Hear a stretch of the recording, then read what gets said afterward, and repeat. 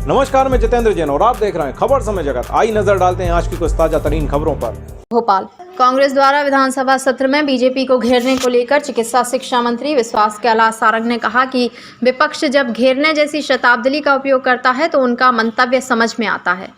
विधानसभा लोकतंत्र का वो सर्वोच्च स्थान है। यहाँ पक्ष और विपक्षी के विधायक बैठकर जनप्रतिनिधि होने का कर्तव्य निर्वहन करते हुए जनता की समस्या और विषय को उठाते हैं। सरकार की मंशा है कि हम सभी विषय पर सकारात्मक रूप से पहल करें। भारतीय जनता पार्टी की सरकार ने हर समय विधानसभा को जनता की समस्या और प्रदेश के विकास के लिए सदुपयोग करने के मंच के रूप में स्थापित किया है। बीजेपी या कांग्रेस किसी भी पार्टी का विधायक यदि जनता की समस्या के लिए सकारात्मक बात करेगा तो सरकार उसके निदान के लिए तत्पर भी है और कमिटेड भी है। वहीं उन्होंने कोरोना संक्रमण पर कहा कि अभी तक की स्टडी कहती है कि दुनिया भर में ओमिक्रॉन तेजी से फैला है। देश के कई राज्यों में नए वेरिएंट के संक्रमित मरीज मिल रहे हैं। फिलहाल मध्य प्रदेश में इसकी कोई खबर नहीं है, लेकिन हम पूरी तरह से सजग हैं और पूरे मामले पर नजर रखे हुए हैं। हमारी सरकार हर स्थिति और स्तर पर नजर रखे हुए है। सभी को कोरोना वायरस प्रोटोकॉल का पालन जरूर करना चाहिए। जिन्होंने वैक्सीन नहीं लगवाई वे जरूर लगवाएं।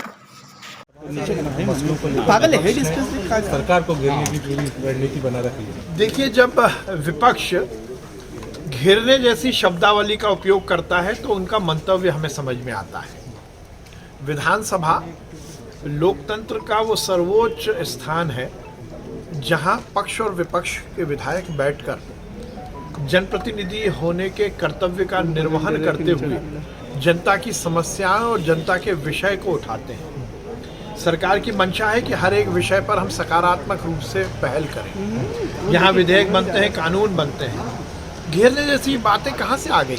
ये इस कांग्रेस की नकारात्मक राजनीति का परिचायक है। भारतीय जनता पार्टी की सरकार ने हर समय विधानसभा को जनता की समस्या और प्रदेश के विकास के लिए सदुपयोग करने के मंच के रूप में स्थापित करने की कोशिश की है।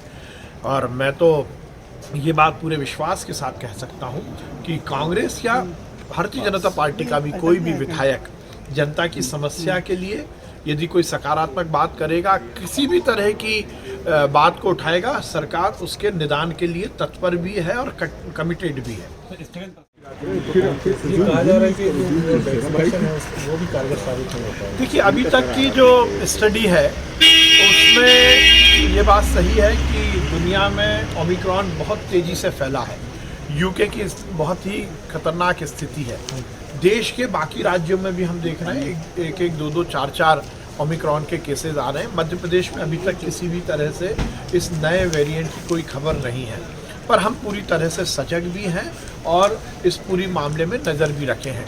मध्य प्रदेश में अभी तक ऐसी कोई स्थिति नहीं है और ओमिक्रॉन के वेरिएंट को लेकर मुझे लगता है अभी बहुत ज़्यादा टिप्पणी करना उचित नहीं है, क्योंकि समाज में एक पैनिक की स्थिति बनती है। ये पूरी तरह से वैज्ञानिकों का काम है, पर मैं इस बात का जनता को विश्वास दिलाता हूँ कि हमारी सरकार हर स्तर पर, हर स्थिति पर नज़र भी रखी है और हर तरह की व्यवस्थाओं का चुस्त दुरुस्त भी की है। पर उसके साथ साथ हम सबको कोरोना प्रोटोकॉल का ध्यान रखना चाहिए। हमें ये सुनिश्चित करना चाहिए हम मास्क लगाएं। जिन्हें वैक्सीन नहीं लगी है वो वैक्सीन जरूर लगवाएं, क्योंकि कहीं ना कहीं वैक्सीन कारगर है, ये दुनिया ने माना है। इसलिए निश्चित रूप से हम दोनों डोज लगवाएं। खबर समय जगत के लिए संवाददाता शक्ति भारती, भोपाल।